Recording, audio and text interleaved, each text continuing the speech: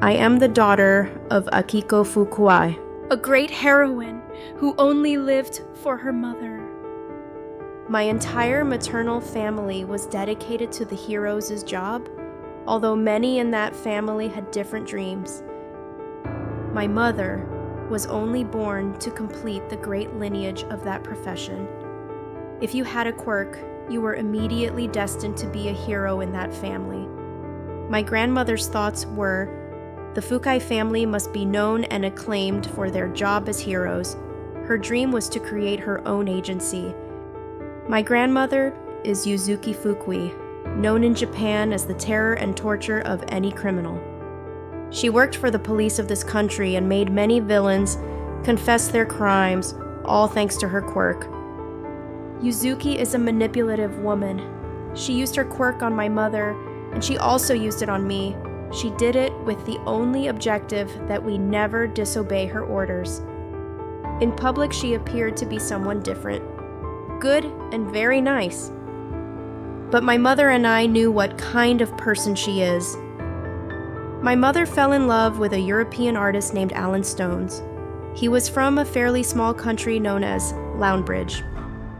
Alan came to Japan to show his works of art in an important gallery in the country, but on the way he met Akiko, and also fell madly in love with the young Japanese woman.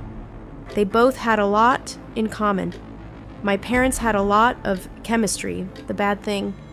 It's just that he was a man without quirk, and you know what this would all come to when my grandmother found out about their relationship.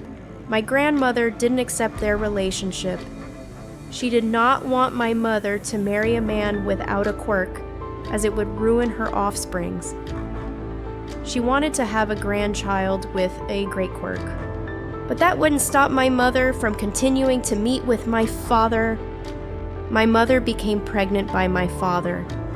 My grandmother had no choice but to accept that grandchild. She wanted the baby to develop a quirk. My father wanted to go to Lalenrasch with my mother to live a quiet life with her in his native country, but my grandmother would accept that with the condition that she also traveled with them. My mother couldn't refuse. My grandmother wasn't happy anyway.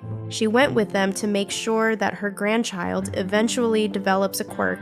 She had that hope of completing her lineage of heroes. A few months later, I was born. But unfortunately, my mother died in childbirth. It was very complicated for her. I never got to meet my mother. I only saw her in my dad's photos and paintings. My grandmother was devastated by the death of her only daughter. She no longer had anyone to manipulate. She developed a hatred towards me, blaming me for having killed her only daughter, and for also being the daughter of a foreign man and without a quirk. If I had never developed a quirk, she would most likely be gone from my father's life and mine, but she waited until I developed my quirk, so she had someone else in her family of heroes to handle. I managed to develop my quirk at age 5, but with my father in her way, it would be impossible for her. Daddy, when I grow up, I want to be an artist like you. Of course you'll make it, my Riaz. I want to make big sculptures and make paintings of my mom.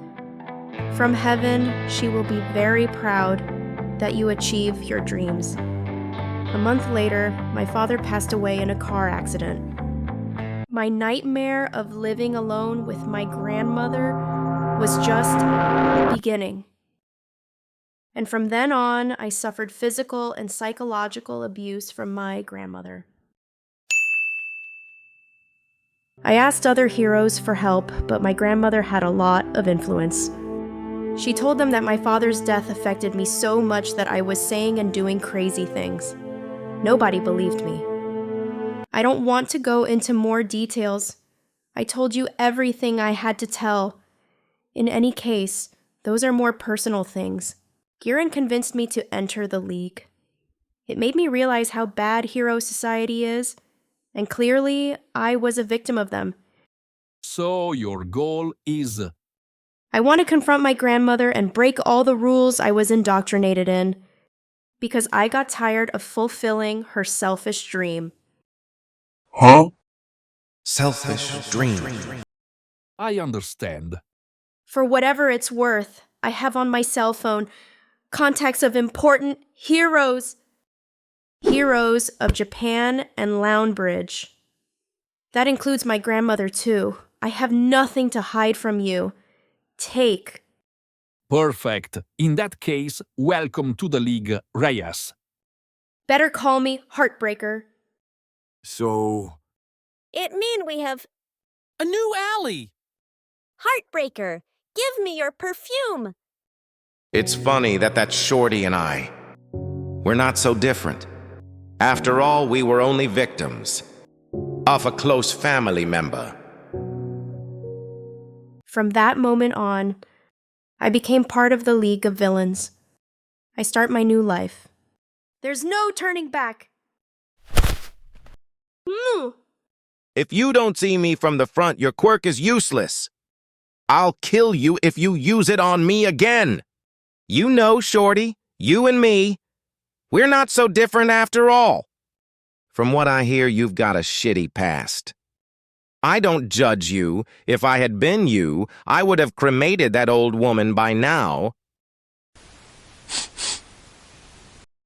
Well, what are you doing? I'm just checking your perfume smell. Ever since you came to the League, that fucking perfume smell bugs me. Well, you needed it. The place stunk. And I think that bad smell came from you. You stink. Whatever. Let's be very clear about something. I'm superior to you in everything. See ya, stupid Shorty.